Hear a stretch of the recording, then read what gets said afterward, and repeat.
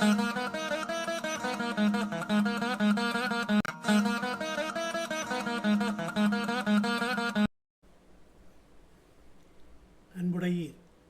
உங்கள் எல்லோருக்கும் வணக்கங்கள். நான் கோவை எஸ்கேபிசி டாடல் லைஃப் ஸ்கில் அகாடமியிலிருந்து பேராசிரியர் கந்தசாமி பேசுகிறேன். நம்முடைய சிவில் இன்ஜினியரிங் தமிழ் டிவி சேனலிலே நாம் பக்தி பாடல்களில் வரிசையிலே பல்வேறு பாடல்களை வழங்கி வருகிறோம். அவற்றில் மிக முக்கியமாக இதுவரை அபிராமி அந்தாதி பாடல்களை வழங்கி வந்தோம். இப்போது இந்த நவராத்திரி விழா காலங்களிலே நான் நாள்தோறும் நவராத்திரி வழிபாட்டு பாடல்களை வழங்கி வருகிறேன். அவற்றிலே இன்று நாம் பார்க்க போவது ஒரு பாரதியார் பாடல், திருமகள் வழிபாட்டிற்காக. கடந்த பாடலிலே லட்சுமி பிரார்த்தனை என்று ஒரு பாடலை பார்த்தோம். இந்த பாடல் லட்சுமி தேவியை சரண் புகுந்து மகாகவி பாரதியார் பாடுகின்ற பாடலாகும். வாருங்கள் இதை பார்க்கலாம். இந்த நவராத்திரி திருமகள் வழிபாட்டு பாடலிலே மகாகவி பாரதியார் முதலிலே வறுமையையும் வறுமையினுடைய விளைவையும் சொல்லுகிறார். அதனுடைய பிற்பகுதியான 5 மொத்தம் இந்த 7 பத்திகளாக இந்த பாடல் வழங்கப்பட்டிருக்கிறது. இவற்றினுடைய முதல் 2 பகுதிகளிலும் வறுமையின் கொடுமையையும் திருமகள் அவளை அந்த வறுமையெல்லாம் எப்படி தீர்த்து வைக்கிறாள் என்பதையும் சொல்லிவிட்டு மீதி இருக்கின்ற 5 பத்திகளிலும் பாரதியார் திருமகள் எங்கெங்கெல்லாம் வாசம் செய்கிறாள் என்பதை பற்றிய விளக்கத்தை அழகான விளக்கத்தை தருகிறார். வாருங்கள் இந்த நவராத்திரி நன்னாள் காலங்களில் திருமகள் வழிபாட்டில் இந்த பாடலையும் நாம் சேர்த்து பாடி வழிபட்டு பயன்பெறலாம். எல்லோரும் அவரவர்களுக்கு தெரிந்த ராகத்திலே பாடி பயன்பெறலாம். மகாகவி பாரதியார் இவற்றுக்குன்னு தனியே சில ராகங்களை எல்லாம் வகுத்து தந்திருக்கிறார். மாதவன் சக்தியினை செய்ய மலர் வளர் மணியினை வாழ்த்திடுவோம், போதும் இவ்வருமையெல்லாம் எந்த போதினிலும் சிறுமையின் புகைதனிலே வேதனைப்படும் மனமும் உயர் வேதமும் வெறுப்புற சோர்மதியும் வாதனை பொறுக்கவில்லை அன்னை மாமகள் அடியினை சரண் புகுவோ. செது என்றால் சிவந்த நிறத்தையுடைய திருமகள் என்று பொருள். புகை என்றால் துயரம் என்று பொருள். ஆகவே வறுமையினால் ஏற்படுகின்ற வேதனை தீர்வதற்காக மாமகள் அடியினை சரண் புகுவோ என்று பாடுகிறார். கீழ்களின் அவமதிப்பும் தொழில் கெட்டவர் இணக்கமும் கிணற்றினுள்ளே மூழ்கிய விளக்கினை போல் செய்யும் முயற்சி எல்லாம் கெட்டு முடிவதும் ஏழ்கடல் ஓடியும் ஓர் பயன் எய்திட வழியின்றி இருப்பதுவும் வீழ்க இக்கொடு நோய்தான் வையம் மீதினில் வறுமை ஓர் கொடுமையன்றோ. ஆகவே தன்னுடைய முயற்சிகளெல்லாம் கேட்டு மனிதர்களுடைய முயற்சியெல்லாம் கேட்டு திரைகடலோடியும் திரவியம் தேடு என்ற 7 கடல் ஓடியும் எந்த பயனில்லாமல் போனதாலே வீழ்க இந்த கெடுநோய்கள் வறுமை என்றும் கொடுநோய் என்று மகாகவி பாரதியார் திருமகளை நோக்கி பாடுகிறார். இப்போது மகாகவி பாரதி திருமகளை போற்றி பாடத் தொடங்குகிறார்.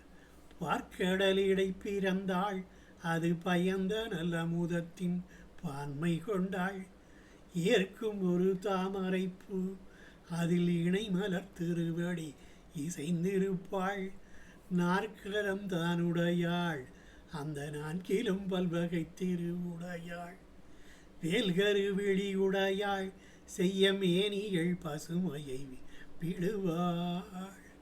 ஆகவே இந்த பாடலிலே லட்சுமி தேவி பிறந்த பார்க்கடல், அதில் அமுதத்தினால் என்பற்றவள், தாமரை மலரிலே தோன்றியிருப்பவள், 4 கரங்களை உடையவள், அந்த 4லும் பல வகை செல்வத்தை உடையவள், கருவழியை கொண்டவள், செய்ய சிவந்த மேனிகள் பசுமையை விரும்பிடுவள் என்று லக்ஷ்மி தேவியை அவளுடைய அழகை, திருமகளின் அழகை வர்ணிக்கிறார். நாரணன் மார்பினிலே அன்பு நலமுற நித்தமும் இணைந்திருப்பாள். தோரணப்பந்தரிலும் பசு தொழிவிலும் சுடர்மணி மாடத்திலும் வீரர்தம் தோள்களிலும் உடல் வயர்த்திட உழைப்பவர் தொழில்களிலும் பாரதி சீரத்தினிலும் ஒளி பரவிட வீட்டிருந்து அருள் புரிவாள். இப்போது நாராயணன் மார்பிலே மட்டுமல்ல, மேலும் பல்வேறு இடங்களில் எங்கெல்லாம் அன்னை லக்ஷ்மி தேவி உரைகிறாள் அல்லது வாழ்கிறாள் என்பதையெல்லாம் விளக்குகிறாள்.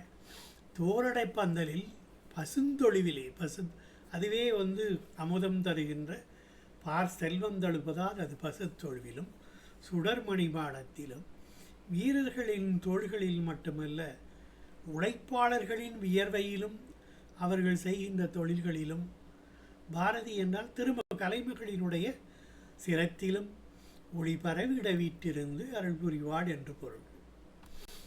பொன்னிலும் மணிகளிலும் நரும் பூவிலும் சாந்திலும் விளக்கினிலும் கண்ணியர் நகைப்பினிலும் செழுங்காட்டிலும் பொழிலும் களனியிலும் முன்னிய துணிவினிலும் மன்னர் முகத்திலும் வாழ்ந்திடும் திருமகளை பன்னினர் புகழ் பாடி அவள் பாதமலர் வாழ்த்தினர் பாதம் பெறுவோம். மேலும் பொன்னிலும் மணியிலும் மலர் வீசுகின்ற மலர்களிலும் சாந்திலும் விளக்கிலும் கன்னியர்களின் நகைப்பிலும் செழுங்காட்டிலும் பொழிலிலும் பொய்கைகளிலும் கடலிகளிலும் துணிவினிலும் மன்னர் முகத்திலும் வாழ்ந்திடும் திருமகளை பன்னிநகர் புகழ் பாடி அவள் பதமலர் வாழ்த்தி நற்பதம் பெறுவோம். சாந்து என்றால் சந்தனம், முன்னிய என்றால் எதிர்ப்படும், பன்னி என்றால் எடுத்துரைத்தல்,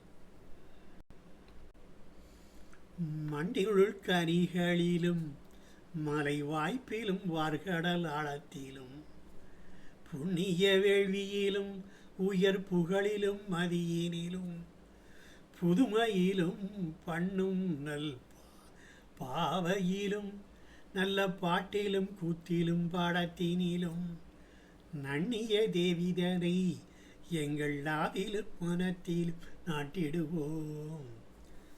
இந்த பாடலே அறிவையும் அறிவினால் பட்ட மதியிலும் அதன் விளைவாக படைக்கப்படுகின்ற பாடல்களிலும் கூத்திலும் பிற கலைகளிலும் லக்ஷ்மி தேவி உறைவதாக பாரதியார் குறிப்பிடுகிறார். மலை வாய்ப்பு என்றால் மலை செழிப்பு, மண்ணிலுக்குள்ளே புதைந்து கிடக்கின்ற கனிகள் என்றால் கனிவளங்கள்.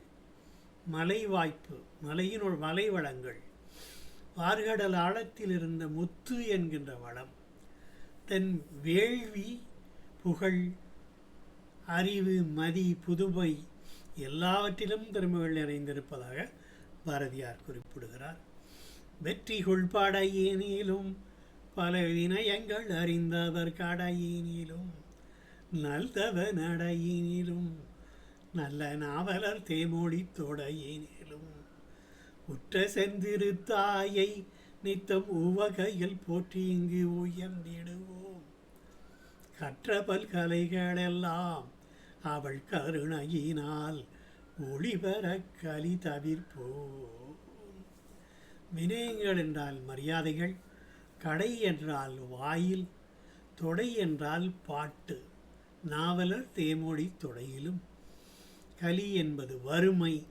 ஆகவே வறுமையை நமக்கு நீக்கம் செய்து நம்முடைய துன்பங்களை எல்லாம் போக்கி நமக்கு வீரத்தை ஊட்டி கல்வியையும் அறிவையும் கவிபாடும் திறமையையும் ஏற்படுத்துகின்ற பல்வேறு வளங்களை பெறுவதற்காக திருமகள் உதவுவாள் என்பதால் அந்த லட்சுமி தேவியை நாம் சரண் புகுவோம் என்று நாம் வாழ்த்தி வணங்கி நாம் இந்த பதிவை நிறைவு செய்கிறோம். வணக்கங்கள், நன்றிகள். தொடர்ந்து நம்முடைய சேனலை பார்த்து சப்ஸ்கிரைப் செய்து பார்த்து வாருங்கள். நன்றிகள், வணக்கங்கள்.